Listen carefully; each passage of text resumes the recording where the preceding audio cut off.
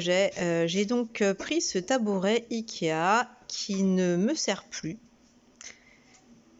qui est un marchepied en fait pour les enfants. Et j'ai décidé d'essayer d'en faire un petit tabouret pour un repose-pied. Voilà, exactement, un repose-pied. Donc, n'étant pas une grande bricoleuse, j'ai décidé de faire ce qui me semblait le plus simple. C'est-à-dire que je vais essayer de faire une espèce d'assise sur cette partie-là qui fait 20 cm sur 29. Et je vais essayer de recouvrir tout le tour avec du tissu que je vais enfiler en fait sur tout le tour. Donc tout ça est un petit peu hasardeux, mais j'ai bon espoir de m'en sortir. Donc ma première étape, ça va être de faire un patron pour recouvrir donc le tour de mon marchepied. Donc je fabrique un patron maison vraiment, on va dire, à l'arrache. Je me sers des petites rainures pour avoir des repères. Et puis je fais comme modestement comme du moulage en fait.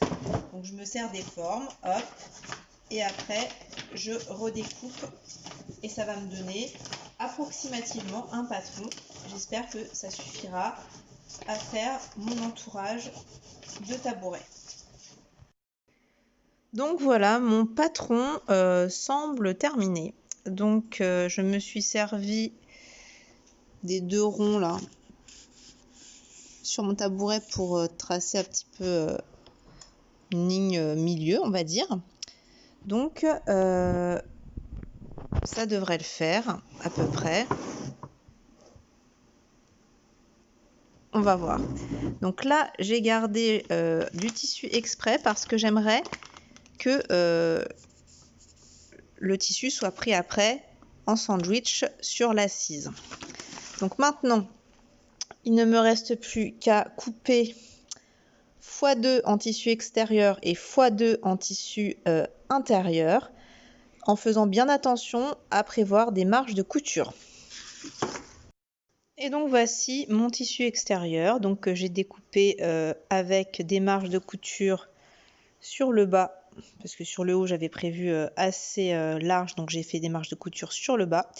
Malheureusement, j'avais pas assez de tissu pour faire des marges de couture sur les côtés, donc j'espère ne pas avoir de mauvaises surprises. Donc première étape, je vais assembler endroit contre endroit les 2 côtés entre eux, et puis après on fera un petit essayage. Alors voilà ma première étape de réaliser, ça a l'air à peu près d'aller.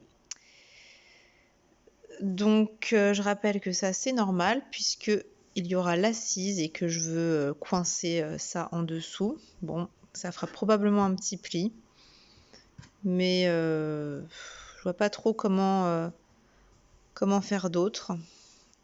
Je vais y réfléchir peut-être entre temps.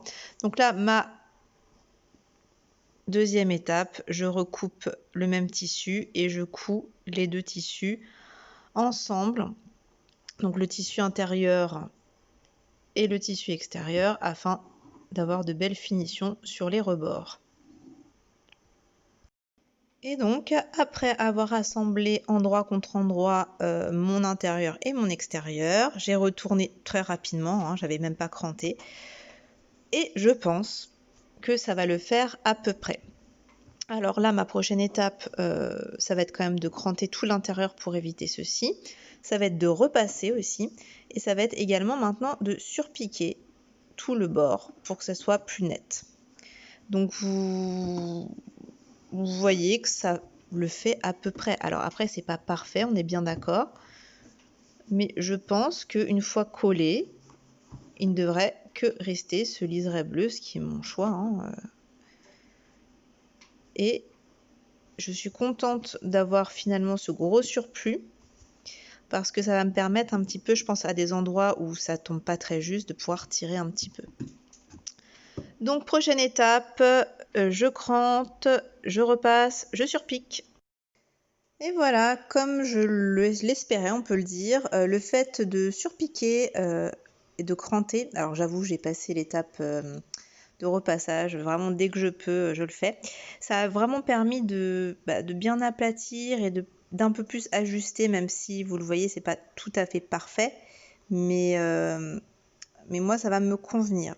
Donc pour l'instant, je laisse en l'état cette partie, sachant que je vais sûrement la coller. Enfin, cette partie, je vais sûrement la coller sur le plastique avec, je ne sais pas encore quelle colle, je vais réfléchir. Mais maintenant, il est temps de s'attaquer à cette partie-là. C'est parti. Alors pour s'occuper de l'assise, c'est une partie un tout petit peu plus bricolage. Alors j'avoue que je suis nulle en bricolage, que je n'en fais jamais, que j'ai très peu d'outils d'ailleurs, mais je vais me lancer un petit peu au feeling. Donc déjà, voici le tissu que j'ai choisi pour faire mon espèce de petit coussin rembourré. Donc ça, je suis très contente, c'est exactement les tons que je voulais. Et donc j'ai mesuré, donc le dessus de mon marchepied mesure 20 sur 29. Et donc j'ai tracé, et mon objectif c'est que je vais couper donc ce bout de bois avec peut-être une scie si j'en ai une. Je ne sais pas encore trop comment je vais faire, mais je vais me débrouiller. Et je vais aller chercher dans mon grenier de la mousse que j'avais gardée au cas où. Ça fait des années que je l'ai et le moment est enfin arrivé de l'utiliser. Bon, alors voici l'étape 6. C'est pour moi un peu plus compliqué que la couture, et encore je pense que le bois que j'avais, enfin c'était pas vraiment du bois mais enfin, une espèce de plaque de bois, je sais pas comment ça s'appelle, mais je pense qu'il était assez facile, j'allais dire à coudre, à couper, mais ça m'a pris quand même pas mal de temps. Alors maintenant mon prochain plan c'est de percer 4 trous à peu près là, et d'y mettre des espèces de vis qui ont des écrous. Comme ça va me permettre donc de les mettre, mes 4 vis, de faire mon rembourrage, dans l'idéal, si j'arrive à trouver une agrafeuse qui permet d'agrafer le bois et le tissu, j'agrafe bien mon tissu. Et après, hop, j'aurai plus qu'à poser, à mettre les écrous, et ça devrait tenir. Donc, comme c'est pas très clair, je pense que je vais plutôt commencer, et je vais mettre mes 4 trous avec mes vis à écrou. Après un certain nombre de trous percés, dont la plupart au mauvais endroit, j'ai réussi approximativement à faire ce que je souhaitais. Donc à la base, je voulais mettre 4 vis avec écrou, mais la flemme m'a envahi, donc j'ai eu 2 trous au bon endroit, donc j'ai décidé de les garder. Alors, qu'est-ce qui m'a posé problème? Eh bien, c'est en fait ces petites rainures-là. Voilà. Donc plusieurs fois je suis tombée à côté, donc ce qui ne me permettait pas de visser mon écrou, et puis parfois trop près du bord, donc pas pratique. Donc bref, je pourrais effectivement en mettre une là, en mettre une là, mais je préfère avancer, je pense que vraiment ça va tenir, donc pas de souci. Donc en fait, ma prochaine étape, ça va être d'enlever les écrous. Une fois que les écrous seront enlevés, il faudra que les vis ne partent pas, donc je pense mettre de la colle au pistolet à colle, tout simplement pour qu'il y ait une espèce de couche protectrice qui fasse que les vis ne partent pas. J'ai découpé 2 épaisseurs de mousse qui sont aux bonnes dimensions, et je vais découper mon tissu, je vais le découper donc avec une marge qui va me permettre de l'agrafer. Donc voilà, j'ai collé mes vis, ce qui me permet de manipuler la planche en bois sans qu'elle tombe. Donc maintenant, je vais sur mon tissu mettre au centre à peu près mes 2 épaisseurs de rembourrage, plus ma planche dans ce sens-là. Et donc, grâce à l'agrafeuse que j'ai récupérée, je vais, en tirant bien, agrafer. Donc, j'ai lu, parce que je ne connais pas du tout, j'ai jamais fait, j'ai lu qu'il fallait commencer par un côté, puis par l'autre. Et puis, sur les petits angles, c'est ce qui m'inquiète le plus. Je pense que je vais faire un petit peu comme un papier cadeau, peut-être un petit peu comme ça.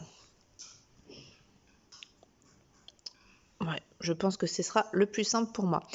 Donc, pour avoir mes 2 mains, je fais une petite pause. Et voici mon résultat qui est loin d'être parfait. J'ai vraiment fait au mieux.